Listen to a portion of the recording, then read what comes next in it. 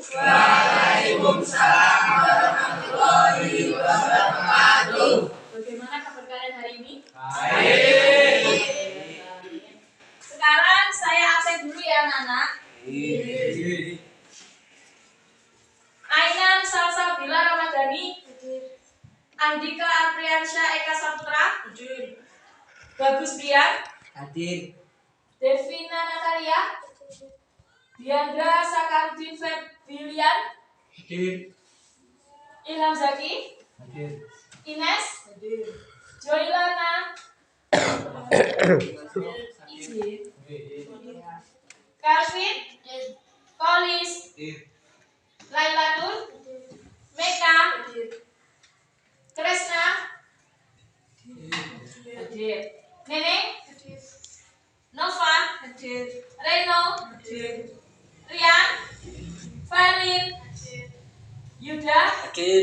Juanita, Ilyas, Isan, Sinta. Hadir. Oke, alhamdulillah. Hari ini yang tidak masuk, ya satu anak ya. Kita doakan kalau memang dia sakit, kita doakan semoga cepat sembuh dan bisa berkumpul lagi, belajar lagi bersama kita ya. Sudah lanjut, silakan dibuka LKS-nya. Ya, silakan dibuka. Bu Indah akan menjelaskan tentang materi pertama kita ya, tentang makna dan fungsi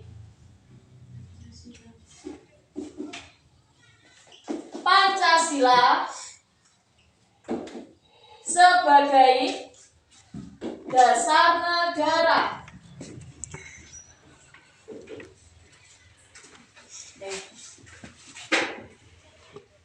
Makna Pancasila sebagai dasar negara, ya.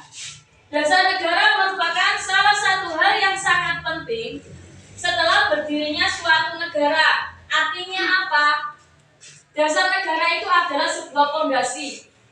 Contoh kecilnya, ketika rumah kita akan berdiri, akan didirikan, ketika tidak ada fondasi, apakah bisa berdiri? Betul. Ya, itulah Pancasila. Pancasila sebagai dasar negara kita.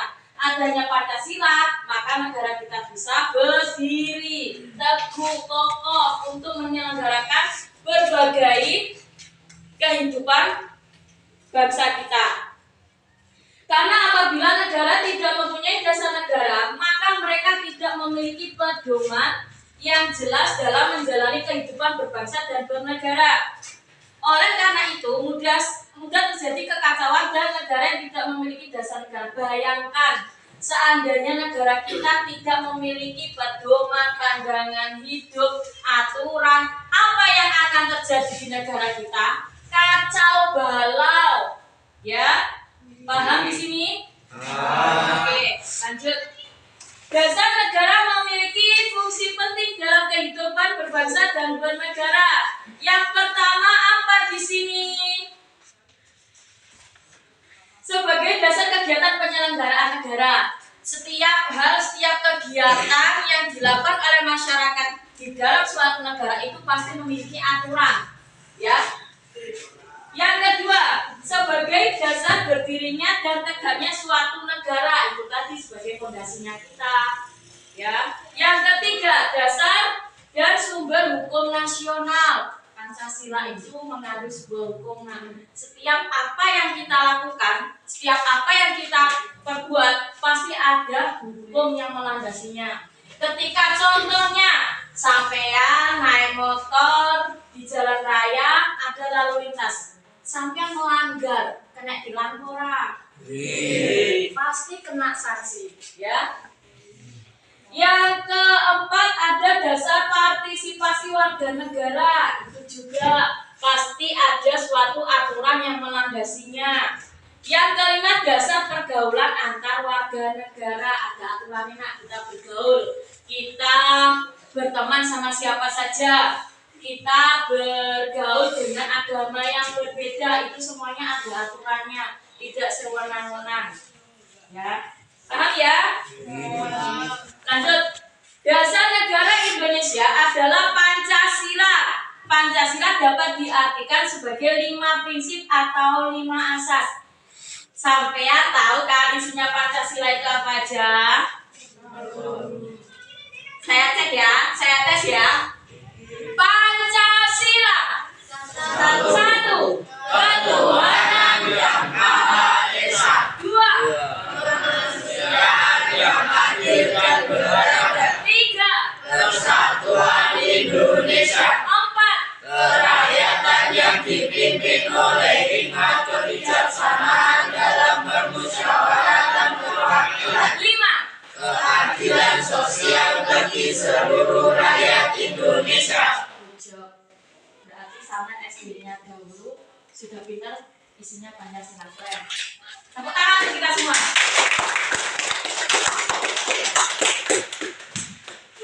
Lanjut, nomor 2, fungsi Pancasila sebagai dasar negara. Yang pertama ada Pancasila sebagai kepribadian bangsa Indonesia. Bangsa Indonesia memiliki ciri khas tersendiri untuk membedakan bangsa Indonesia itu dengan negara yang lain. Tentang warna kulit, ras, suku, budaya itu sangat berbeda dengan bangsa lain, ya. Termasuk agama juga. Mayoritas agama Indonesia adalah agama Islam. Sedangkan di Indonesia juga banyak juga menganut beberapa agama. Berapa agama di Indonesia?